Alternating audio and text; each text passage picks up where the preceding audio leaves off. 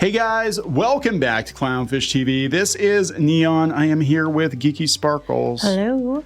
And we're going to talk about Hollywood being in panic mode and crisis mode. A lot of people not working in Hollywood now for various reasons. We're going to talk about it, and I want to be upfront and say, look, we're not happy that people are out of work. That's not the purpose of the video, but we're going to talk about the situation that Hollywood is finding itself in, and that there were several opportunities to course correct to make sure that, you know, Hollywood kept chugging along, but, you know, they just kept doubling down on things that did not work. Yes, and when they clearly saw it didn't work, they kept doing it because they kept listening to the wrong people. Yeah. I also want to point out that it's exactly what we said was going to happen. With the strikes. I mean, what's happening now is exactly what we said would happen. Yeah, so we'll talk about that because this is a very complicated situation. You have a lot of people in Hollywood right now that really had no dog in this. We're talking crew, you know, people do the catering, that, you know, people that really were not directly involved in the WGA or SAG-AFTRA strikes that are being negatively impacted by it. But basically, Hollywood shut down for a while. They shut down twice. They shut down during the pandemic, and then they shut down during the strikes, and they started, you know, cranking out some piss-poor content, and people didn't go, and then they had to tighten their belts, and now everybody's out of work, and here we are. So I guess that's kind of taking a long way around. We're going to talk about this. Before you get into it any further, please subscribe for more pop culture news, views, and rants, guys. You get woohoo if you do. Go out to Indiegogo. Pick up a copy of Shadowbinders Volume 3, hardcover graphic novel. Please. Please. Also, 1 and 2 are available for reorder. We have sold out of these books twice. So we have to print some more. People are like, why can't I get book 1 and 2? And I'm like, because we don't have any more. They're all spoken for. But yeah, you can get in on that. You've got a couple of weeks yet, guys. Help support indie content. Yeah, so we've been following kind of the downward trajectory of Hollywood, and we talked about this yesterday, that Memorial Day weekend was the worst in almost 30 years. And I don't think it's going to get better. No. I mean, not anytime soon. No, I think holidays maybe. I think it's a multifaceted issue. I think that you've trained people to stay at home, for one. But I also think you've put out such crappy movies that people are staying at home anyway. And you were told, and you knew, people kept saying that these things suck. And instead of being like, you know what, maybe we shouldn't listen to these people, your answer was to listen to them more. Yeah. And then we ended up with the strikes. And during the strikes, we said many times, yes, that's great. You're going to get more. But what's going to happen is they're going to use this as an opportunity to cut things. And those who are left are going to get more. But there's going to be a lot of you get cut. And that's what we said. And that's what happened. It's Highlander. And then the irony in all this is that during the strikes, as you guys were striking for protections against AI, the studios were already using AI. I did a video a couple weeks ago where they admitted some of the writers that were still working, the non-union guys or the producers or whoever was still allowed to work. They were like, yeah, we actually have tools that we use now to help us get our scripts together, come up with ideas based on what's already been written. And, you know, there's some AI used in posters, and it's... To be fair, this is not AI. I think that's Tom Cruise actually doing his own stunt right there, just so... Is it? Who can tell? No, it is. How many fingers does he have? I've seen the video of this. Okay. That's him doing it. I'm pretty sure that's him. But what I'm saying is, like, it didn't stop. How many fingers is he holding up? Okay. How many fingers? That was funny. Okay, sorry. It didn't stop Hollywood from being a corporation, from being corporations, right?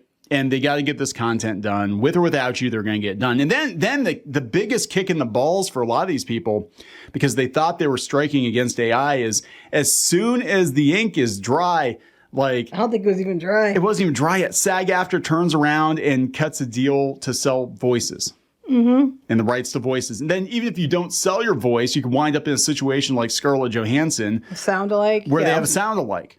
I mean, it's here. So I think, I mean, I'm not trying to be that guy, but I'm going to be that guy. I think it actually incentivized the studios to replace you faster, because they're like, oh, well, if these people are going to go on strike and shut down our industry for 6 months or a year, whatever, we can't have that happen. Well, so we had Bob Iger at the Canva thing. We talked about it, that he was talking about how Disney's going to use AI more and more. Yeah.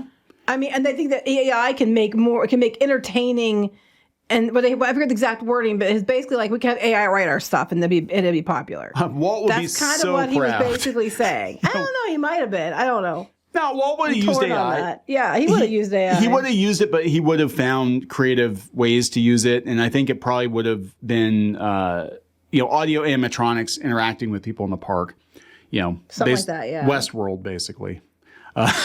He would have made Westworld. He would have made Skynet. Shit. He would have made Skynet. Mickey killed us all. Mickey's going to kill us all. But yeah, so it didn't stop them. But what's going on now is that the work is drying up because so many productions halted. A lot of productions, they are cutting back massively on the budgets because they way overspent on streaming. So what this feels like to me is the end of the 60s, early 70s. Now I wasn't around then, but I've read about it. You can see that there were a lot of smaller movies being made, right? Yes. We had a lot of like big bombastic Hollywood productions, 40s, 50s, early 60s, and then late 60s and the 70s, we had more like art house movies, and until Star Wars came along and kind of upset. But even then, it started out as a small indie film, right? And that's what this feels like because Hollywood is not going to spend the big bucks like they were before. The indies are what's bringing it, though. The small film studios are the ones that are bringing these really good movies, and I'm not completely against it. Yeah, but it's never going to be the same. I think things cycle. There's an ebb and flow to it. And I think that the era of the big bombastic $200, $300 million tentpole movie, unless it's a sure thing, it's not going to happen very often. But you know what? Audiences are hungry for something new, but that something new might take a lot fewer people to make, especially with AI. But just, what I'm saying is like, you're not going to need all these visual effects people like you did before. And you're not going to. So we're going to see this massive constriction in Hollywood. And like, I was watching with the kids the other night, Velocipaster. Oh, God, yes. The Velocipaster. They were very entertained. They thought that was great. That was the most fun we had with a movie in months. And I heard you guys laugh. I don't watch movies like that, but I could hear them just laughing and laughing and laughing. It was so dumb. It was so cheap. It was done on, I guess I read it was like a $36,000 budget. And it looked it. It looked it. Yeah, it looked it. I'm trying to think where all the money went, actually, because we had like 10 actors maybe, and it looked like it was filmed in some guy's backyard. But okay. But it was funny. It was entertaining. And you can do this now. You can make entertaining movies that aren't these like $300 million blockbusters, because there are no more blockbusters. I don't think people are going to the theater like they were before. But they're talking about all the people that are laid off. This guy works as a director of photography. He said people outside the business don't understand this is not a factory. It's not like, okay, the strike's over, go back to the factory, turn the lights on, and get the machine going. A lot of us knew it was going to take some time to ramp things up. But yeah, he said he's got to do odd jobs as a handyman now. Or he did during the pandemic. Yeah, during the strikes, I'm sorry. Or during the strikes, yeah. But he's looking for prospects. He said this is the massive ripple effect of the WGA and SAG-AFTRA strikes that are still affecting tens of thousands of people working in entertainment. Crew members especially have been hit hard. This is why they were getting pissed off at these writers and actors that were, and a lot of them were already wealthy, right? They were just like, well, we got to do our part, so we're going to go out here and picket for a couple hours. Okay, fine. I'm going to go home to my mansion now. And they're like, what the fuck? Yeah, they're like, I'm going to lose my car. I'm going to lose my house because I can't find work. And you're just like, yeah, okay, got to stay the course, guys. He said, I'm currently in the worst place I've ever been. Oh, no, this is different. This is somebody else. This is Heather Fink. She's a boom operator. Yeah, she's a sound operator, yeah. I'm currently in the worst place I've ever been in my entire life financially. The industry is in a crisis. It is not back to normal. We're in debt. Film LA tracks on-location permits in the cities, and they released a report in April that revealed a slow bounce back in production after the dual strikes. So they said it's down 8.7% from the first quarter. Here's of the last thing, year. though. And they said television's down 16.2%. But here's the thing: we knew this was going to happen because they had the most shows and films they've ever greenlit before, like the year leading up to the strike, year or two leading up to the strike. Yeah, a lot of them were shit. So during the strike, after they held out, and we even talked that we thought maybe the studios might be deliberately trying to stall out long enough for force majeure and stuff to cancel a bunch of stuff, which they have canceled a bunch of things. And now they have a lot fewer shows, which means there's a lot less work, which means that even though you get what you want, only the people that get to keep working get that. Yeah, which we read that when they announced the agreements. Everybody's like, yes, we're all going back to work. I'm like, no, dumbass. Everybody's not going back to work. Read the fine print, and everybody's not getting a raise either. And what they're going to do, they're going to be like, well, fine, we got more people in the writer's room or whatever, because there was a lot of bloat. I mean, you did not need 16, 20 people working on an 8-episode show. But they're going to cut back on the number of shows. They're like, well, if it's mandated that we have to have a certain number of people, then we just won't greenlight as many shows. And we're only going to greenlight shows that we know are going to perform. This is the president of Film LA. He says, what we're facing is a combination of effects of the studios as well as the streamers cutting back not only on the number of series they produce, but in some cases, the number of episodes they're producing. They're talking about people struggling to keep their health insurance because that's tied to the number of hours they work. I mean, this was kind of the kill shot. Like Hollywood, look, I'm not trying to be that guy because people are like, you guys are anti-union and you guys are da-da-da-da-da-da. But mostly this was about trying to stop AI, which you did not do. You actually hastened AI, I believe, by going on strike. Which is, when you think about it, is not fair. It's like you asked for, better conditions and then we're just going to replace you. And that's not fair. That's not fair. But it is what it is. The studios have to answer to the shareholders, and the shareholders. We're not saying it's fair. We're just saying it's what happened. That is it. People don't understand. Like, saying something is the way that it is not saying you agree with it.